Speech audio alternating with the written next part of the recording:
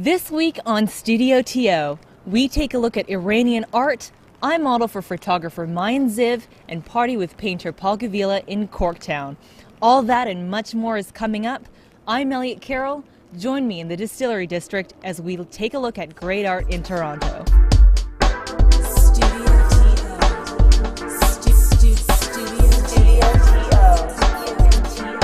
Studio TO.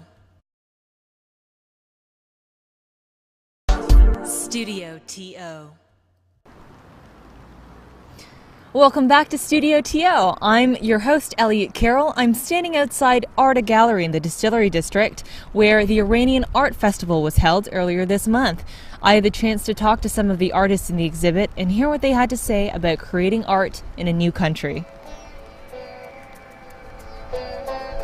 Persians have a long history of a passion for the arts. During the 1979 revolution, curators of the Chahel Sutun Palace stood guard in front of this painting, protecting it from the revolutionaries. It still stands there today, but not all art and not all artists remained in Iran. Toronto finds itself with a large Iranian expat community. At the recent Iranian art exhibition, we spoke to artists who have had to start over in a new place. History is a constant part of the dialogue because as a multicultural artist, being born in one country and raised in a different country, I think you're continuously trying to have a better understanding of what your identity is. One of the issues for artists coming from a highly polarized country like Iran is that their work is no longer considered just art. It becomes specifically Iranian art, labeled with history and politics. I resent the diaspora terminology because it's only been used for Africans and Middle Easterns, or the non-Europeans. We're all from somewhere, all of us, especially in North America, especially in Canada. But I think we should let the work of art talk about itself rather than relabelizing the artist, and we try to find the artist in the art rather than finding the artwork on its own. Multimedia artist Aileen Falah emphasizes that the theme of the work is more important than the place that it comes from. At some level, there's a personal connection to a story that's being told. And I think parts of it is an immigrant story, parts of it is from a female perspective. I think if I were a male, I'm sure the imagery in my artwork would be very different. Studio TO.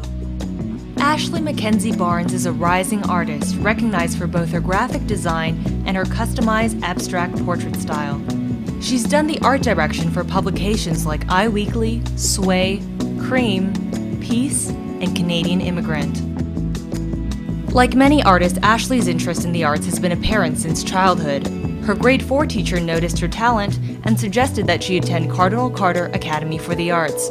She did, and her childhood passion grew into a lifelong pursuit of her craft. This has a lot of significance because this is the first time that my development in art was actually mentioned to my parents. My grade 4 teacher here was the first person to mention it to my mom, saying that she thought I spent a lot of time on artwork.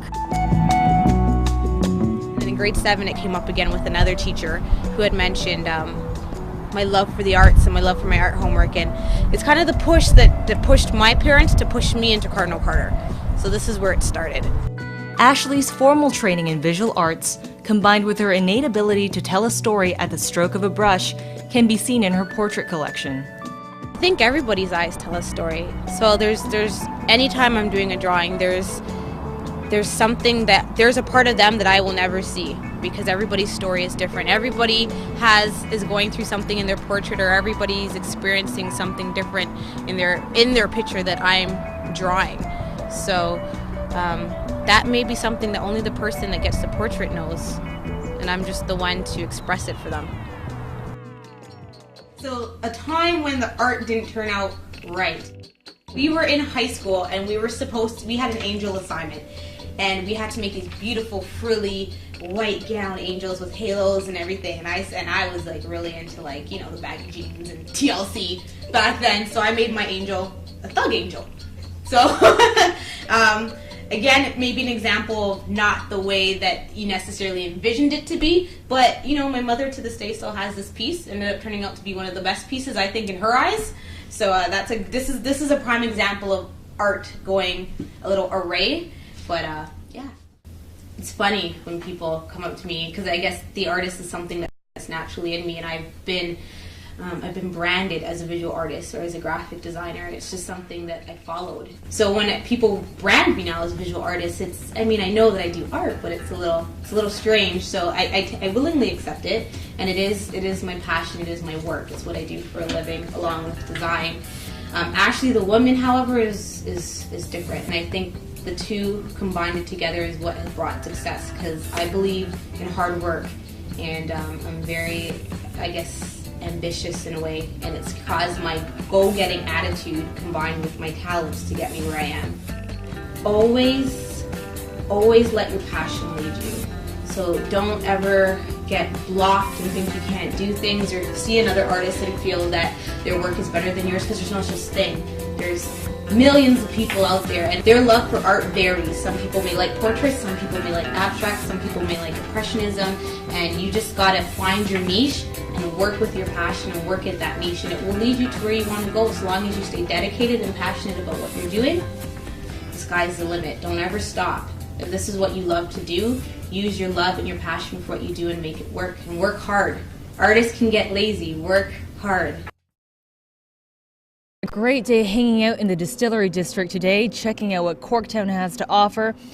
Hopefully I'll be back on a sunnier day, but April showers bring May flowers, so you'll see me here back in May. Thanks for hanging out with us on Studio TO. We'll see you next week.